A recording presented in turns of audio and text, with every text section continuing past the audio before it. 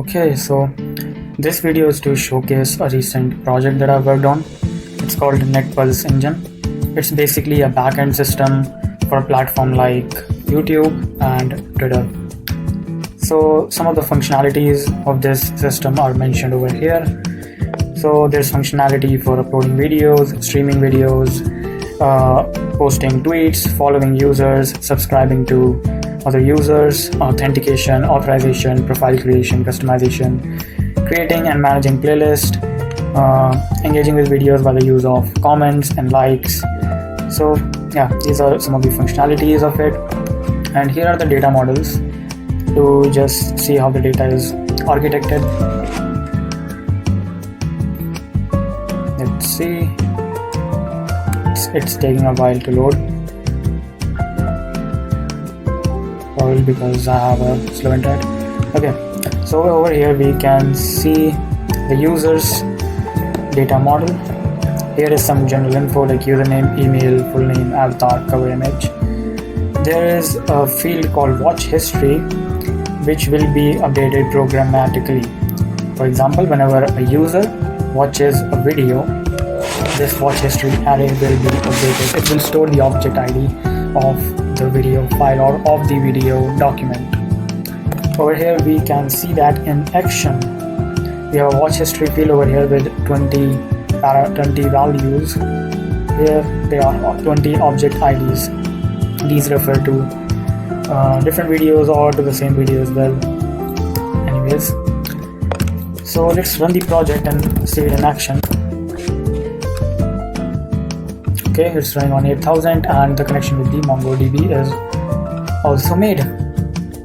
So let's first log in. Here's the login route. If I send a request, I get a lot of other data about the user, access token, refresh token, and a message that user is logged in.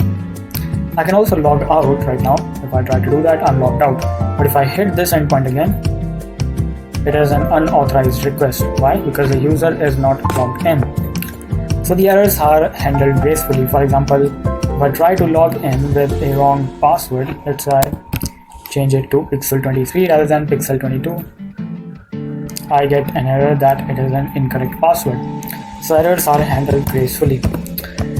You will never receive an error like there's an error on this line of the code which is stored as at -home -location or whatever. If you look at some other endpoints like a video, like publish a video.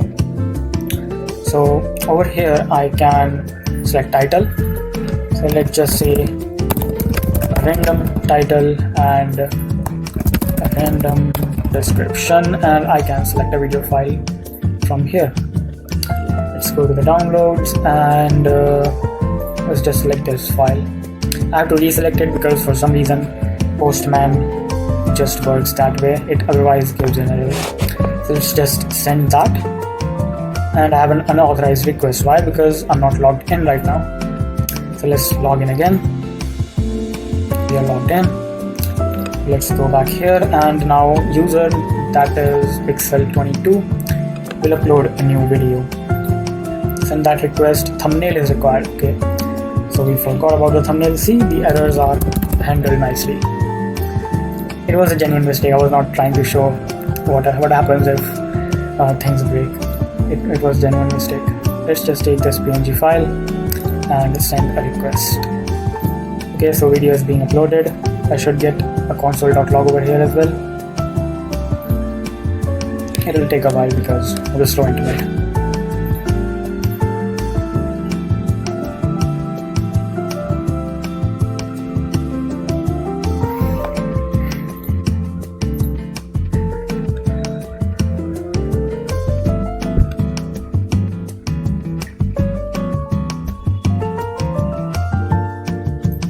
Okay, so the video is uploaded, video published successfully, and I also got some other additional info which will be helpful for the guy who's working on the front end. So there are other bunch of routes as well, like adding a comment and everything. Let's just check this one out as well. This is a sample comment for testing purpose.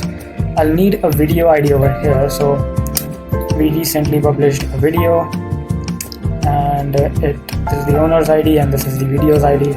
So let's just grab this video ID. Let's add a comment over here. This is a sample comment for testing purpose, and let's just give it a number like 22. So send. Okay, so the comment is sent. It is sent on this video. We have some data for it by this user and then ID of the comment. So if we look over here in the comment section, it's loading, and here we have our comment. So this is what we have, and this is how it works. There are a lot of other routes as well you can check out, and I've also created a detailed API documentation of this entire system because it was pointed out to me by my brother, who's also a software engineer, and he was using this project, and he suggested that it would be better to have a detailed documentation of all the endpoints because it can become slightly cumbersome if someone who's completely new trying to understand your project. So each collection of routes is explained in detail over here. Like for example, the user routes are meant for user registration, login, logout, password changes, retrieval and update of account details, and also updating the avatar and cover images, and fetching channel info and watch history of a user. Further, each endpoint is also explained in detail. I've also taken care of things like if a route has like two types of responses, in the example of toggling a video like or toggling a comment like, because we can like and unlike a resource. So I've also taken care of that in the documentation to make sure that there are two types of requests and responses. So over here I have a response that like is removed successfully. So I've also made sure to include another response which says that liked successfully.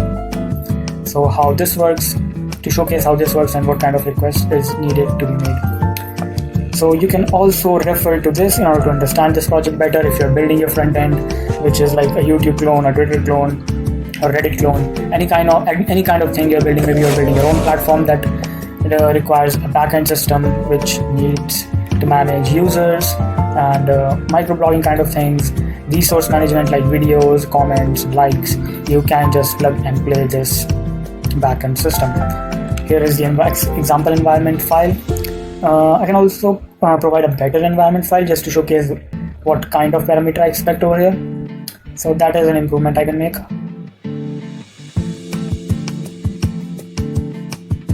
Another set of improvements I've mentioned over here. These are the ones. So whenever I get back to this project again, I'll be working on these. Like remove the video ID from the user's watch history whenever the video is deleted. So for example, currently if I go to the users section and we look at the user pixel 22, over here in the watch history there are 20 elements. However, we don't have 20 videos in the video collection. The number one reason for that is that even when some of the videos are deleted, the change is not reflected back in the watch history, which there should be. So if you're using this and you come around needing this functionality, just ping me otherwise whenever I get time or I'm free from my current projects. I will come back to this and make these improvements. So yeah, that's it, and I hope you like it, and bye, peace.